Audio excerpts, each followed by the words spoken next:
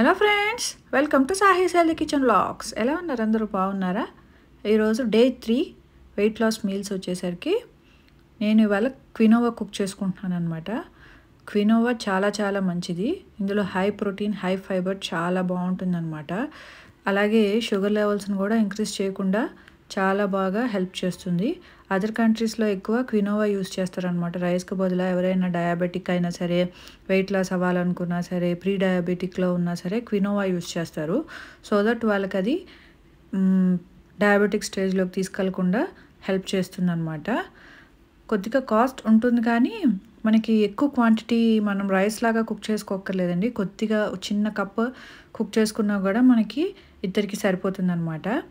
So నేను ఒక చిన్న కప్ తీసుకున్నాను, ఇద్దరికి వచ్చేస్తుంది. సో నేను డైలీ మారుస్తున్నాను కాబట్టి ఒక 1 కిలో తెచ్చుకుంటే మనకి మంత్లీ డిఫరెంట్ రైసెస్ తింటున్నాం కాబట్టి సరిపోతుంది, పెద్దగా ప్రాబ్లం ఉండదు. దానికి నేను ఈరోజు కాంబినేషన్గా కందా బచ్చలి కూర, అలాగే ఇంకొక రెసిపీ కూడా చేస్తున్నాను, బీరకాయ కూర. సో ఆ రెండు ఎలా చేసుకోవాలో చూద్దాం. కందా బచ్చలి రెసిపీ నేను ఫుల్గా చూపించట్లేదు, ఆల్రెడీ మన ఛానల్లో ఫుల్ వీడియో ఉందన్నమాట.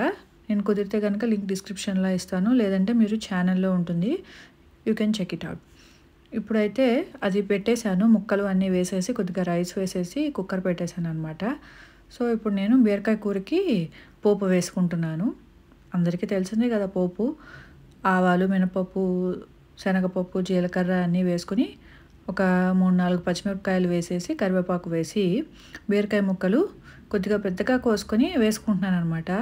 మరి చిన్నగా కోస్తుంటే వాటర్ అంతా పోయి బాగా కొద్దిగా అయిపోతుంది కూర. సో అందుకని ఈ మధ్య నేను పెద్ద ముక్కలు కోసుకుంటున్నాను, సో దట్ మనకి తినేటప్పుడు బాగుంటుంది. అందులో కొద్దిగా ఉప్పు, పసుపు వేసేసి ఉడకపెడుతున్నాను అనమాట. ఈరోజు ప్రోటీన్ కంటెంట్ కోసం నేను పప్పు చేయట్లేదు కదా, అందుకని చెప్పి నేను శనగలు, నల్ల శనగలు ఉంటాయి కదా, వాటిని ఉడకపెట్టుకుని ఆల్రెడీ పక్కన పెట్టేసుకున్నాను. సో అవి మనం ప్రోటీన్ కింద యూజ్ చేసుకుందాం. సో ముక్కలు ఉడికిపోయినాయి. ఇప్పుడు ఆ ముక్కలు తీసేసి దాన్ని ఒకసారి వాష్ చేసేసుకుని అదే గిన్నెలో నేను కందా బచ్చల కూర చేసేసుకుంటున్నాను. నేను ఈసారి ఎక్కువ స్పైసీగా చేయటం లేదనమాట, ఆవ కూడా తక్కువ పెడుతున్నాను. ఎందుకంటే మనం వెయిట్ లాస్లో ఉన్నప్పుడు ఎక్కువ వేడి చేసే ఫుడ్ తిన్నా, ఎక్కువ స్పైసీ ఫుడ్ తిన్నా మనకి మంట వస్తుందన్నమాట కడుపులో. సో అందుకని అలా చేయకుండా మనం కొద్దిగా లెస్ స్పైసీగా ఫుడ్ ప్రిపేర్ చేసుకుంటే మంచిది. అలానే మరీ చప్పగా అక్కర్లేదు, మీడియం స్పైసీగా చేసుకుంటే సరిపోతుంది అనమాట. ఆవ పెడితే కొద్దిగా ఎక్కువ వేడి చేస్తుంది కదా, సో అందుకని నేను కొద్దిగా స్పైస్ తగ్గిస్తున్నాను. సో ఇందులో కొద్దిగా పల్లీలు, జీడిపప్పు వేసుకుంటున్నాను. రొటీన్గా ఎప్పుడు చేసేలాగానే చేశాను, స్పైస్ ఒకటే కొద్దిగా ఒక పిసరు తగ్గించాను అనమాట.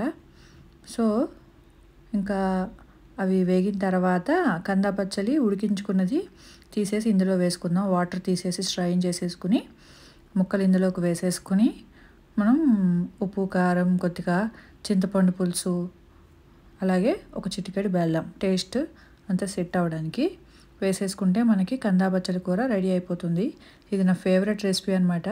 ఇంతకుముందు మన ఛానల్ ఫాలో అవుతున్నట్లయితే తెలుస్తుంది, నాకు ట్రెడిషనల్ రెసిపీస్ అంటే ఇష్టం కదా. నేను వెయిట్ లాస్లో కూడా చేసుకునేటప్పుడు దాన్ని వదిలిపెట్టనండి, నేను అవి చేస్తూనే ఉంటాను. నాకు వీక్లీ వన్స్ ఏదో ఒక స్పెషల్ కర్రీ ఇట్లాంటివి చేస్తూ ఉంటాను. కందా బచ్చలి కానీ, పనస పొట్టు కానీ, ఇట్లాంటి రెసిపీస్ ఉంటాయి కదా, ఇవి మజ్జిగ పులుసు, ఇలాంటివన్నీ కూడా చేస్తూనే ఉంటాను. అవి కూడా మనకి హెల్దీ ఫుడ్సే. ఇంట్లో చేసుకున్న ఏ ఫుడ్ అయినా మనకి హెల్దీ ఫుడ్డే అండి. లిమిటెడ్గా తింటే ఏదైనా మంచిదే.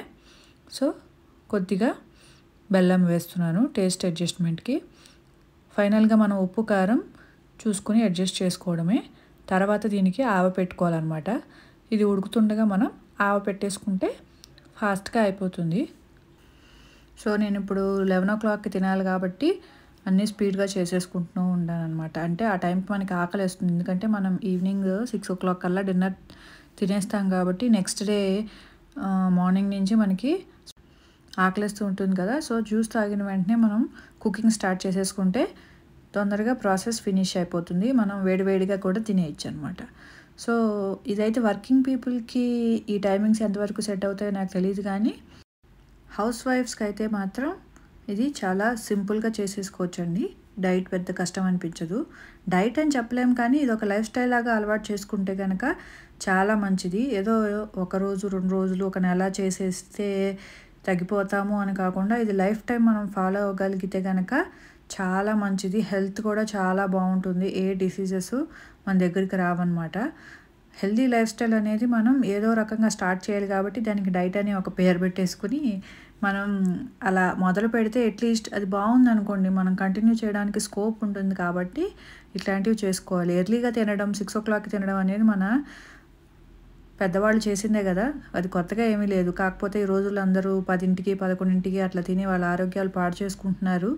సో మళ్ళీ దానికి ఒక ఇంటర్మీడియట్ ఫాస్టింగ్ అని ఒక పేరు పెట్టేసి ఎర్లీగా తినడం అనేది నేర్పించడం అనమాట. అదొక స్టైల్. ఇది అదర్ కంట్రీస్ వాళ్ళు తీసుకుని దాన్ని మనకి ఈ రకంగా అలవాటు చేస్తున్నారు. అంతే తప్పితే అదేమి కొత్తది కాదని నా ఫీలింగ్ అనమాట. సో దాన్ని ఇంప్లిమెంట్ చేయడంలో తప్పే ఉంది. ఎర్లీగా తింటాం. బాగా ఆకలేసింది అనుకోండి, మీకు నచ్చిన ఫ్రూట్స్ కానీ ఏదైనా హెవీ ఫ్రూట్స్ కాకుండా బనానా అలాంటివి తినకండి. వాటర్ మిలాన్ కానీ ఆర్ ఏదైనా మజ్జిగ కానీ ఏదైనా నట్స్ కానీ అలాంటివి లైట్గా ఉండేవి తినండి. జస్ట్ ఆకలి తీరేంత వరకు లిమిటెడ్గా తినండి పడుకునేటప్పుడు కనుక మీకు ఆకలి వేసేటట్లయితే. సో దట్ మనకి నిద్ర కూడా మంచిగా పడుతుంది. ఇదేమీ మనకి కడుపు మార్చేసుకుని సరిగ్గా తినక అనే ఫీలింగ్ రాకూడదు. వస్తే కనుక మనం దాన్ని మెయింటైన్ చేయలేం. ఆ స్ట్రెస్ కూడా మనకంత మంచిది కాదు. అది కూడా ఎక్కువ స్ట్రెస్ ఉన్నా కూడా మనకి వెయిట్ లాస్కి అది హెల్ప్ చేయదన్నమాట. సో ఇది ఒక లైఫ్ స్టైల్ లాగా స్టార్ట్ చేయండి. నిదానంగా బాడీ దానికి ట్యూన్ అయిపోయి ఆటోమేటిక్గా మీకే మీ బాడీలో చేంజెస్ కనబడతాయి అన్నమాట. నేనైతే దీన్ని లైఫ్ స్టైల్ లాగానే ఫాలో అవుతాను. నేను 7:30కి తినేదాన్ని ఇంకొక 1 hour ముందుకు వచ్చాను అనమాట. అంతే, అంతకుమించి పెద్దగా నేను చేసుకున్న మార్పులు అయితే ఏం లేదు. నేను ఎప్పటి నుంచో ఒక 2-3 years ఆర్ 4 years నుంచి నేను లైఫ్ స్టైల్ చేంజ్ చేసుకున్న దగ్గర నుంచి కూడా నేను ఎర్లీగానే తింటాను. అరౌండ్ 7-7:30, 8 లోపే నా డిన్నర్ ఫినిష్ అయిపోయి మా కిచెన్ క్లోజ్ అయిపోతుంది అనమాట. కానీ ఇంకా ముందుకు రావాలి. కొద్దిగా మనకి అవుట్ సైడ్ ఫుడ్ తింటాం, మళ్ళీ అన్నీ ఆపేసుకుని ఉండలేం కదా. ఎప్పుడైనా బయటకు వెళ్తాం, పిల్లల్ని బయటే తీసుకెళ్ళమంటారు, అవుట్ సైడ్ ఫుడ్ తింటాం, స్వీట్స్ తింటుంటాం. సో దానివల్ల కొద్దిగా ఒక 4-5 kgs పెరుగుతాం. దట్టు నేను ఈ మధ్య ఎక్కువ వర్కౌట్ చేయడం కూడా కుదరట్లేదు. సో దాన్ని బట్టి ఏమవుతుందంటే కొద్దిగా మనం వెయిట్ గెయిన్ అవుతాం అనమాట. మళ్ళీ దాన్ని బ్యాక్ తెచ్చుకోవాలంటే ఏదో ఒకటి మనం స్టార్ట్ చేయాలి. లేకపోతే అది అలా కంటిన్యూ అయిపోయి ఇంకా అలా పెరిగిపోతూ ఉంటాం. సో దానికోసమే నేను మళ్ళీ ఇలాగా డైట్ అండ్ నన్ను నేను రెస్ట్రిక్ట్ చేసుకున్నాను అనమాట. That's it. అలాగే మీరు కూడా లైఫ్ స్టైల్ని ఇట్లా చేంజ్ చేసుకుంటే కనుక హెల్ప్ అవుతుంది కదా నాతో పాటు మీకు కూడా అని చెప్పి దాన్నే నేను ఒక వీడియో లాగా చూపిస్తున్నాను. సో ఇందాక మనం బీరకాయలు పెద్దగా ముక్కలు కోసుకుని వేసుకున్నాం కదా, అవి కుక్ అయిన తర్వాత నల్ల శనగలు నేను ఉడికించుకుని పెట్టుకున్నాను కదా. సో వాటిని నేను ఇప్పుడు ఇందులోకి వేసుకుంటున్నాను అనమాట. బీరకాయ శనగల కూర అనమాట. ఇది ఆల్రెడీ కందాబొచ్చలు చేస్తున్నాను కాబట్టి అందులో మనకి ప్రోటీన్ కంటెంట్ లేదు కాబట్టి ఆ కూరలో శనగల్ని ఒక గుప్పెడు శనగలు మనం ఎంతమంది ఉంటే దాన్ని బట్టి మనం అడ్జస్ట్ చేసుకోవచ్చు. వేసుకుని కొద్దిగా కొబ్బరి కూడా ఇందులోకి వేసుకుందాం. ఒక చిన్న ముక్క మనం మిక్సీ పట్టేసుకుని ఇందులోకి వేసుకుంటే మనకి కూర అంతా దగ్గరికి వచ్చి బాగుంటుంది అన్నమాట. టేస్ట్ కూడా బాగుంటుంది. అలాగే మనకి గుడ్ ఫ్యాట్స్, గుడ్ ప్రోటీన్ కూడా ఈ కూరలో వచ్చేస్తాయి. అలాగే కందాపచ్చల కూర కూడా అందులో ఆకుకూర కూడా ఉంటుంది కాబట్టి మనకి 2 రకాల టేస్ట్ బాగుంటుంది. అలాగే ఆకుకూర అనేది కూడా మనకి సెట్ అయిపోతుంది. సో ఇంకా మన రెసిపీస్ రెడీ అయిపోయినాయి. ఇంకా మనం ప్లేట్స్లో పెట్టుకొని వీటిని సర్వ్ చేసుకుందాం. ఫైనల్గా కొత్తిమీర వేసుకుని ఇంకా మన రెసిపీస్ అన్నీ రెడీ అయిపోయినాయి కాబట్టి మూత పెట్టేసుకుని ఇంకా ప్లేట్లోకి పెట్టుకుందాం. ఒక ప్లేట్ పెట్టుకుని అందులోకి 1 కప్పు క్వినోవా తీసుకుంటున్నాను. అలాగే 1 కప్పు బీరకాయ శనగల కూర, అలాగే కందా బచ్చలి కూర, దాంతోపాటుగా పెరుగు తినకుండా మనకి డిన్నర్ ఫినిష్ అవుతుంది కదా, అది కూడా చాలా ఇంపార్టెంట్. ప్రోబయోటిక్ కాబట్టి మనకి డైజెషన్ కానీ అందులో కూడా ప్రోటీన్ ఉంటుంది.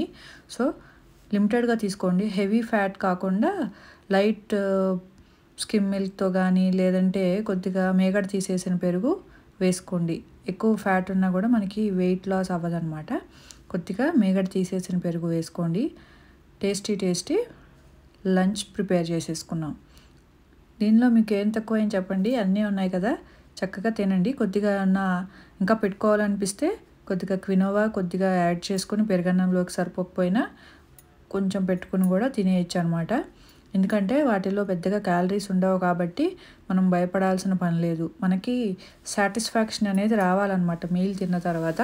అప్పుడే మనకి అది కరెక్ట్గా మనం స్ట్రెస్ లేకుండా తిన్నట్టు అవుతుందన్నమాట.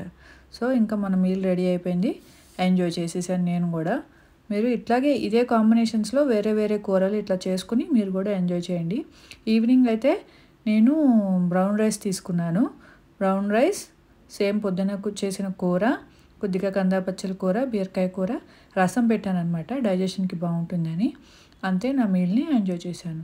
మీకు నచ్చిందని అనుకుంటున్నాను. డే 3 డే 4 వ్లాగ్తో మళ్ళీ కలుద్దాం. Don't forget to subscribe. Thank you.